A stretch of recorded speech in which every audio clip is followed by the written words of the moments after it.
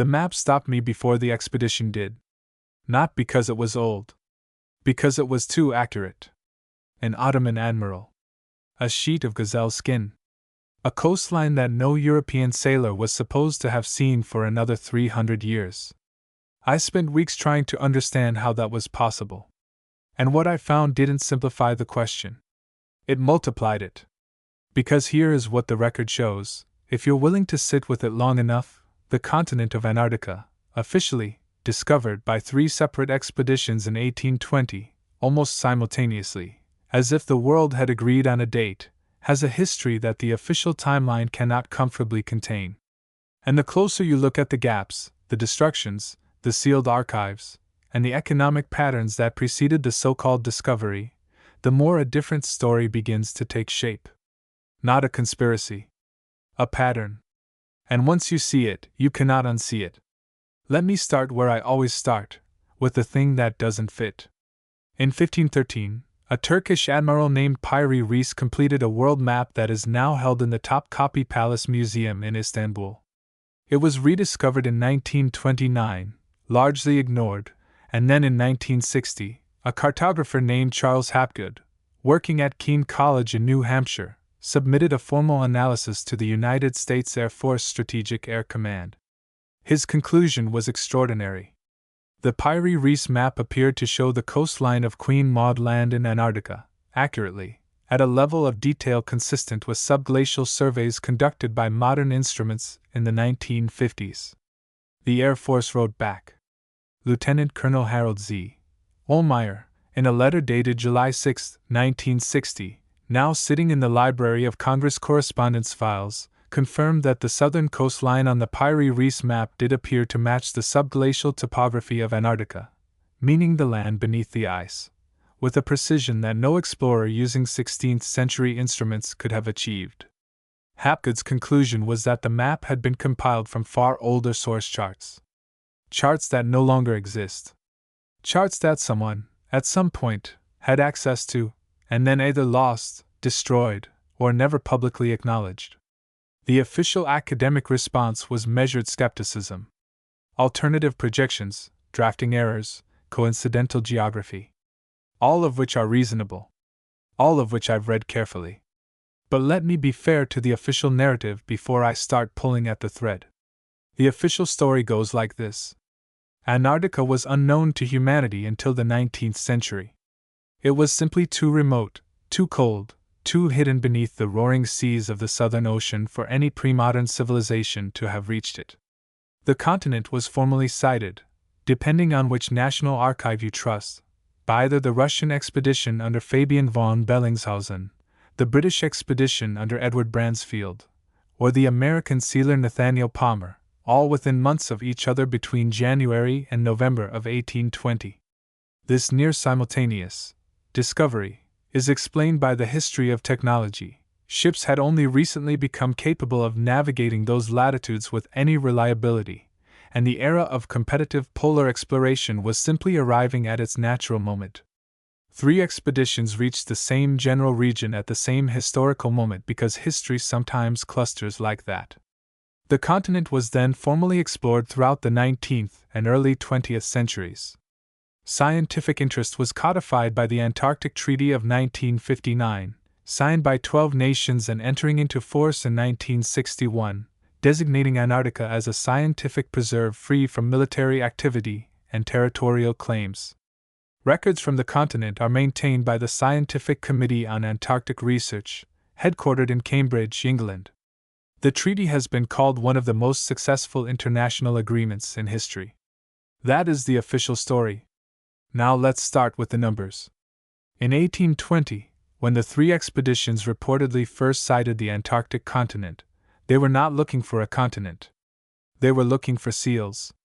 This is not a minor detail. This is the entire economic architecture of the discovery.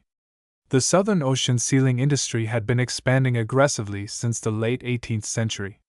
By 1800, British and American sealers had already hunted the populations of South Georgia Island, some 800 miles from the Antarctic Peninsula, to near commercial extinction. The industry needed to move south. It needed new hunting grounds. And it needed them fast, because the economics of sealskin and elephant seal oil were driving entire fleets into increasingly remote waters.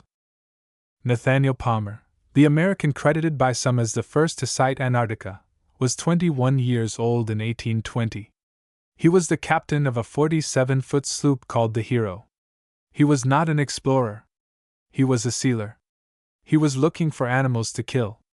The question the official narrative doesn't comfortably answer is this: how far south had sealers been going before 1820, and why do so few records of those pre-discovery voyages survive? Speaking of records, there's a pattern here worth pausing on. The sealing industry of the late 18th and early 19th centuries was famously secretive. Captains who found productive hunting grounds did not file public reports. They filed nothing. The location of a good sealing site was a commercial secret worth more than the ship itself. Logbooks were private property. Routes were verbal traditions passed between trusted captains. The entire economic culture of the industry was built around information suppression. Which means that whatever was found, and when, was under no institutional obligation to be disclosed. I found this while researching something else entirely. I was looking at British Admiralty records from the 1790s, trying to understand the logistics of early Southern Ocean navigation, when I came across a series of references to unnamed American vessels operating in latitudes described only as extreme southern. The records are held at the National Archives at Kew, in Richmond, England, in the Admiralty Series ADM-1, correspondence files from the Cape of Good Hope Naval Station. The references are sparse. Deliberately sparse, in the way that 18th century bureaucratic language becomes sparse when it is describing something it doesn't want to describe precisely. But the dates matter. 1797, 1799, 1802, 1804, 1808.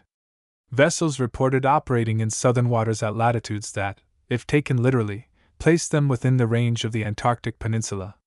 Not confirmed sightings. Not formal discoveries. Just references.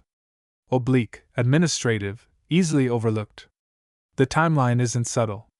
20 years of documented commercial activity in extreme southern latitudes, by vessels with every economic incentive to find new hunting grounds, and the official discovery of the continent they would have been approaching happens in 1820. Clean. Tidy. On the record. What was happening before the record starts? Let me bring in another anomaly. An older one. In 1739, the French explorer Jean-Baptiste Charles Bouvet de Lozier, sailing under commission from the French East India Company, reached a latitude of approximately 54 degrees south in the South Atlantic, sighting what is now called Bouvet Island. His report, submitted to the company and now held in the Archives Nationales in Paris, is interesting not for what he found, but for what he describes having been told, that Portuguese navigators had reported land further south decades earlier, in waters that experienced sailors considered too dangerous to verify. He couldn't find the land they described, but he believed it existed. In 1772, James Cook was sent explicitly to search for the southern continent. He crossed the Antarctic Circle 3 times. He came within approximately 75 miles of the Antarctic coastline without seeing it, and concluded that even if land existed there, it was too remote and inhospitable to be of value. His report effectively closed the official inquiry for a generation. But here's what matters. Cook's voyage produced extraordinarily detailed charts of the subantarctic islands, South Georgia, the South Sandwich Islands, the South Shetlands. Islands that had, according to the official record, never been visited. Islands that Cook found, described, and mapped with a precision that suggested, to later cartographers, not conspiracy theorists, the presence of prior navigational data. His charts were accurate in ways that his observations alone don't fully explain. Where did the background data come from? The part that keeps me up at night isn't the maps. It's the whales. In the early 19th century, as the sealing industry was establishing itself in the Southern Ocean, British and American whalers began encountering something unexpected: whales that had never been hunted. Populations of sperm whales, right whales, and humpbacks in the subantarctic that showed no fear of ships, the classic behavioral signature of animals that had never experienced human predation. This is biologically significant. Whales that have been hunted develop avoidance behaviors within a generation. Whale populations that have never encountered hunting vessels approach ships with curiosity. The whalers of the early 19th century documented this behavior extensively, and scientists have since used it as a proxy for estimating the prior hunting pressure on a population. The Southern Ocean whales of 1820 behaved like whales that had never seen a ship. And the official narrative supports this. Antarctica was undiscovered. The Southern Ocean was untouched. The whales were naive because humans had never been there. Except, in the late 1990s, researchers studying the genetic diversity of Southern Ocean whale populations discovered something unexpected in the mitochondrial DNA records. A series of population bottlenecks, dramatic reductions in genetic diversity that suggest mass mortality events that predate the confirmed commercial whaling era in the region by decades. The study, published in the Proceedings of the Royal Society B in 2002, attributed these bottlenecks to unknown historical pressures. The researchers were not suggesting human activity. They were simply noting that the data didn't fit the established timeline. Maybe there's a natural explanation. Climate events, disease, predation pressure. All of these are possible. But the timing is almost theatrical. Which brings me to the ice cores. In the 1980s and 1990s, as part of expanded international research under the Antarctic Treaty Framework, drilling operations at multiple locations on the Antarctic ice sheet recovered cores that now represent some of the most detailed climate archives in human history. The Vostok core, drilled by a joint Soviet-French-American team and completed in 1998, reached ice that had been laid down 420,000 years ago. The Epicodome Sea core, completed in 2004, pushed that boundary to 800,000 years. These cores are extraordinary. They contain trapped air bubbles, literal samples of ancient atmospheres, along with isotopic records of temperature, volcanic ash layers, and traces of biological activity. They also contain something that took researchers several years to fully characterize: microscopic particulate matter in layers dating to the 13th through 17th centuries that some researchers have described as consistent with large-scale biomass combustion. Not volcanic. Biological. The particulates are held in samples at the British Antarctic Survey in Cambridge, at the Alfred Wegener Institute in Bremerhaven, Germany, and at the Scripps Institution of Oceanography in La Jolla, California. The full dataset has been partially published in climate science journals, with the biomass combustion interpretation noted as one of several possible explanations, alongside natural wildfires on distant continents carried by atmospheric circulation. The official explanation is entirely reasonable. Smoke from African or South American wildfires can travel extraordinary distances. The atmospheric pathways are well documented, but the particulate layers are concentrated, localized. And some glaciologists, in internal correspondence that has circulated within the research community rather than in formal publication, have raised questions about whether the distribution pattern is consistent with a distant source. I don't have access to those internal documents, but I know they exist because 3 separate researchers, in conversations I've had over the past 2 years, referenced them independently.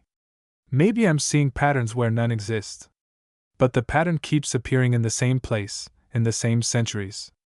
Let me build the timeline, because the timeline isn't subtle. Circa 1300 to 1500, the Pyrie Reis source charts, according to Hapgood's analysis, suggest coastal mapping of the Antarctic landmass during a period when the continent's ice coverage may have been temporarily reduced due to a climate anomaly now documented in the paleoclimate record as the transition from the medieval warm period to the Little Ice Age. 1497 to 1520, the Portuguese Age of Discovery reaches its southern extreme. Vasco da Gama's route around the Cape of Good Hope opens the Southern Ocean to European navigation. Several Portuguese expeditions file incomplete records with the Casa de India in Lisbon, records that were largely destroyed in the fire following the 1755 Lisbon earthquake. The Lisbon earthquake and fire destroyed the Casa de India almost completely. The records of dozens of Portuguese expeditions from the late 15th and early 16th centuries no longer exist. What survived is held at the Arquivo Nacional Torre do Tombo in Lisbon, and researchers who have worked extensively with those surviving documents have noted the conspicuous absence of Southern Ocean navigational records for the early 16th century. Conspicuous? Their word. 1577 to 1580, Francis Drake's circumnavigation. His route takes him to the Drake Passage, the body of water between South America and Antarctica. His log records. A mighty open sea to the southward. A phrase that has been interpreted variously as describing the Southern Ocean, the Drake Passage, or evidence of prior knowledge that open water existed in those latitudes. The original Drake log is held at the British Library. Access for non-credentialed researchers requires an institutional affiliation and advance appointment. 1739 to 1772, Bouvet's voyage, Cook's voyages. The official record of European engagement with the Southern Ocean begins to formalize. 1797 to 1819, the sealing industry expands southward. Logbooks remain private. Locations remain secret. The industry is generating enormous revenue. The South Georgia sealing grounds alone produced nearly 1.2 million sealskins between 1786 and 1807, at which point the population had been commercially extirpated and the industry needed to move. 1820, 3 separate expeditions sight Antarctica, almost simultaneously, and the continent enters the official record.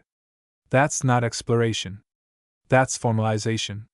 Speaking of formalization, there's an institutional pattern here worth examining carefully. The Antarctic Treaty of 1959 was negotiated during the International Geophysical Year of 1957 to 1958, a period of intense scientific activity on the continent that included the first extensive inland expeditions by multiple nations. The treaty designated Antarctica as a scientific preserve, banned military activity, and, critically, required that all scientific data collected on the continent be shared freely among signatory nations. This sounds like openness. In many ways it is. But the treaty also established a framework for managing access to the continent that has resulted in what researchers who've tried to work outside the formal scientific networks describe as an unusually controlled information environment. Independent expeditions are technically permitted but practically difficult. The logistics of Antarctic travel are controlled by a small number of national programs: the United States Antarctic Program, the British Antarctic Survey, the Russian Arctic and Antarctic Research Institute, that operate under treaty obligations but also under their respective national security frameworks. What no one explains is why, in 1959, 12 nations with actively competing geopolitical interests agreed, unanimously and remarkably quickly, to neutralize one of the largest territorial frontiers on Earth. The Cold War was at its height. The United States and Soviet Union were competing for advantage on every continent, in every ocean, in every domain of human activity. And yet on the question of Antarctica, they agreed. In less than 18 months of negotiation. On a framework that has held, with only minor modifications, for more than 60 years. International agreements of this scope and durability are extraordinarily rare. The Non-Proliferation Treaty took decades to negotiate and has faced constant challenge. The Law of the Sea Convention took 9 years to draft, and the United States never ratified it. The Antarctic Treaty took 18 months. And it has never been seriously challenged. Maybe the explanation is simple: the continent offered nothing worth fighting over. Ice and science.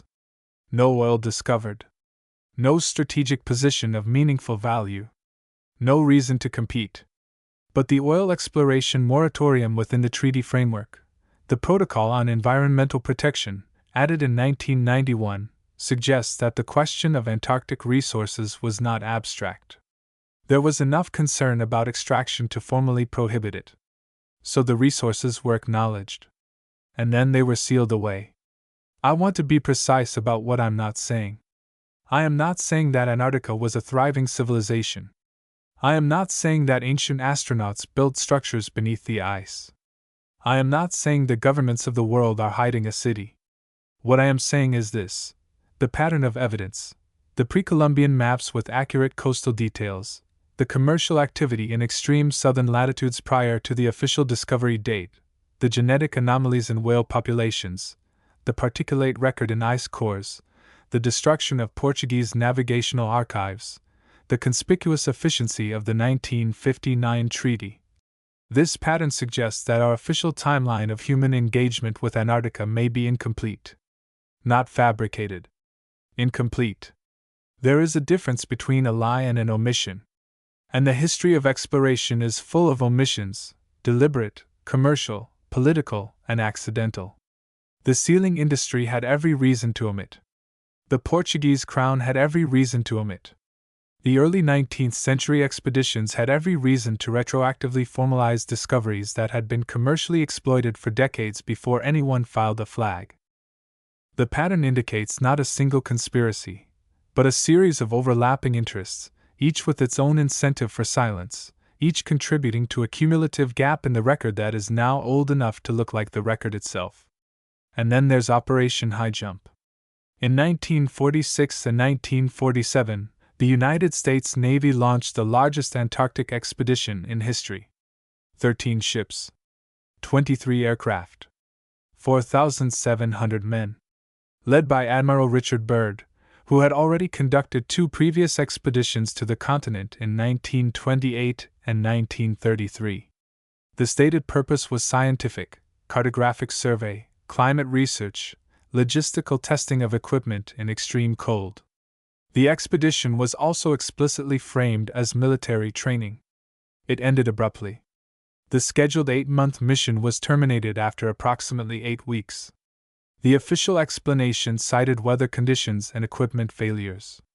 Admiral Byrd returned to Washington and gave a press conference. What he said, and this is documented in the August 5, 1947 edition of the El Mercurio newspaper in Santiago, Chile, in an interview that has been extensively reprinted but whose original is verifiable at the Chilean National Library, was that the United States needed to prepare for the possibility of attack from flying objects that could travel from pole to pole at incredible speeds. The quote has been disputed. The translation from Spanish has been questioned. The El Mercurio interview has been described by mainstream historians as either mistranslated or taken out of context. But here's what isn't disputed. The expedition ended early, no full scientific report was published through normal Admiralty channels within the expected timeframe, and the photographic record from the aerial surveys, thousands of images taken during the cartographic mission, was classified for decades. Some portions of that photographic archive remain restricted today, held at the National Archives in College Park, Maryland, under Record Group 313, Naval Operating Forces. I don't know what the photographs show. No independent researcher has had access to the complete set. What I know is that 4,700 men went to Antarctica in 1946, came back in 8 weeks, and the full record of what they found has not been publicly released. Maybe the whale genetics are a coincidence. Maybe the ice core particulates came from South American wildfires. Maybe the Pyrie Reis map is a projection artifact and the Drake log is poetic language. Maybe the 1959 treaty was simply good diplomacy. Maybe Operation High Jump ended early because the weather was bad. Maybe. But here's the thing about patterns. They don't require any single anomaly to be definitive. The power of a pattern is in its accumulation. Each point of evidence in this story has an innocent explanation. What is harder to explain is why so many innocent explanations cluster so neatly around the same continent, the same centuries, and the same institutional response, which is always, in every case, to restrict, classify, seal, or simply not file a report. The timeline isn't subtle. The record destruction isn't subtle. The treaty efficiency isn't subtle. And the thing that I keep returning to, the thing I cannot find a comfortable explanation for, is the specificity of the Pyrie Reis coastal details. Not because I think Pyrie Reis was mapping a known continent, but because someone, somewhere, in a document chain that the Ottoman admiral could access in 1513, had been far enough south to see something. Had drawn it accurately enough that 400 years later, An Air Force cartographer compared it to a subglacial survey and found correspondence. That knowledge exists. It existed in 1513. Where did it go? Some of it burned in Lisbon in 1755. Some of it was never written down, because the men who had it were sealers and had no obligation to write it down. Some of it is in filing cabinets at the National Archives in College Park that haven't been declassified. Some of it may be sitting in archives I haven't found yet, in languages I don't read, in collections that haven't been digitized. The knowledge of what humanity did in Antarctica, and when, and what it found, that knowledge exists somewhere. It is not gone. It is only buried. And once you start looking, once you hold the Pyrie Reis map next to the sealing industry records next to the bird expedition timeline next to the 1959 treaty, once the pattern is fully assembled in front of you, the official story of a pristine, untouched continent waiting to be discovered by 3 ships in 1820 begins to feel like exactly what a cleaned-up, formalized, commercially convenient version of a much longer story would look like. I don't have answers. Only patterns. And the patterns have been there all along, buried in plain sight, waiting in archives, encoded in ice, written in the genes of whales that should have known what a ship was, and didn't. Or maybe did. Once. And forgot over the long silence of centuries, while the continent held its breath and waited for someone to ask the right questions. I'm still asking.